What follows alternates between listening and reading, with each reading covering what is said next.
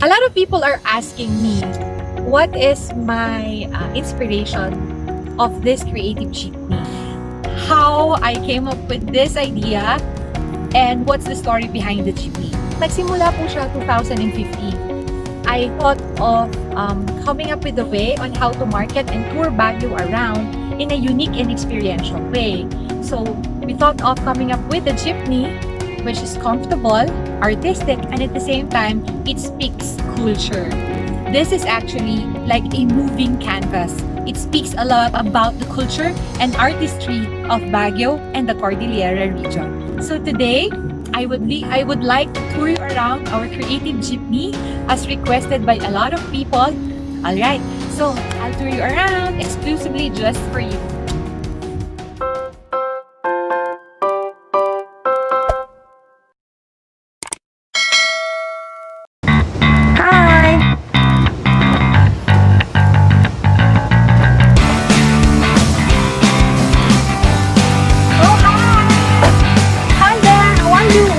Philippines! If you see on my background, I am riding a tourist jeepney, the coolest tourist jeepney in the Philippines! Have you ever tried riding a jeepney in public? Isn't it cool that it's an open air, you are facing each other, or maybe giving your fare to the other person until it reaches the driver? That experience is quite cool. But here in Baguio City, we have a very unique jeepney and they call it Suligmay. Actually, we call it Suligmay. Suligmay is an Igorot name or a native name which originated from my grandmother, which was passed down to generations, and I have inherited the name as well. It looks so nice and cool and very unique. That's why we have adapted it for this badass tourist jeepney. The coolest tourist jeepney in the Philippines. Of course, we should never forget the symbol of a jeepney, which is the horse. This jeep was actually locally made and manufactured here in Baguio City, in fact in La Trinidad, by Charsam Motors. It was customized to fit the needs of tourists and give them a premier experience and luxury from a jeepney. So combining culture and comfort as well. Cool!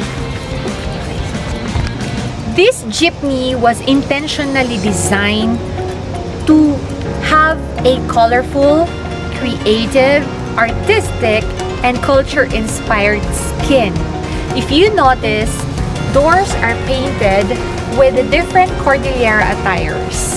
These attires were inspired by the book of Dr. Aplaten in Tam-awan, and the models are the University of the Cordillera students.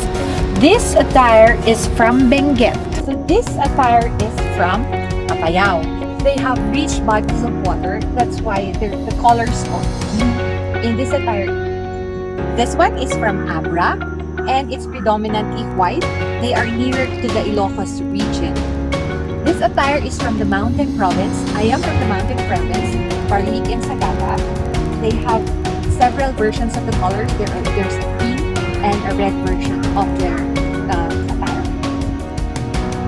This is Kalinga. Women wear yellow and the men wear bright red. The attire of the women are the most decorated, and they also have the most beautiful beads in the Cordilleras. And the men are also known for wearing tattoos over their bodies to signify their bravery during tribal wars and at the same time to show their status in the community. This attire is from Ifugao. Ifugao is where you find the Banaue rice. If you want to know more about the dresses of the Cordilleras, then please check out our next videos in the coming weeks.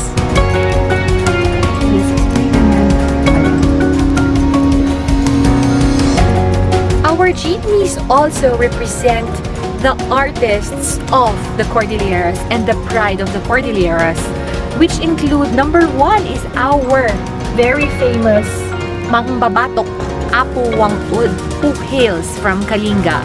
She is the oldest Mambabatok here in the Philippines.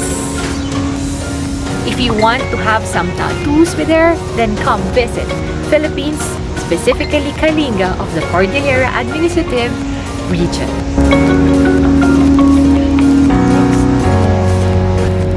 Baguio is also famous for its two national artists, namely Ben Cabrera or Benedicto Cabrera, who is a national artist in visual arts, and of course, our Tatay Kidlat Tahimik or Mr. Eric Ligia, who is also a national artist in films. This jeepney is indeed a testament of true artistry. These ones were airbrushed by a good friend, and it is representing the different tourist attractions and the culture of the Cordilleras. You will see here the images, the picture of Mount Pulag, Banaue, several tourist attractions here in Baguio City, our culture,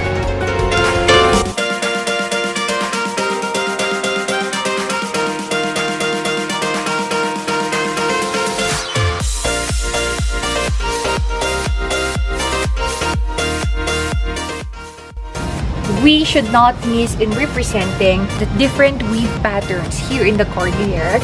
These patterns were taken from the patterns of Easter weaving, and we also have here the symbolisms of culture like the bulol, we have the gongs, the gusi or the traditional jar, and of course the lizard or the gecko represents long life or luck, good luck. The symbols on top of the jeepney actually has representation or meanings. So this one represents the mountain with the sun. This is a plant. This is the wind. This is the centipede. This is a human being or a man. That represents a lizard. We have customized this tourist jeepney just to fit the comfort of our guests, facing the driver and facing the view, so they could enjoy the view of Baguio City and the Cordilleras. So it has 5 rows.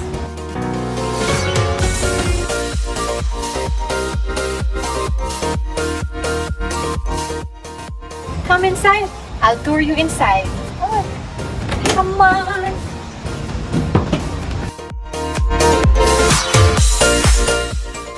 Pasok sa aming kabahayan, sa aming bahay, sa aming sasakyan. So this is the inside of our tourist jeepney. So if you look at it, it's leather. It's like a van, very comfortable for the guests. They can comfortably rest their head.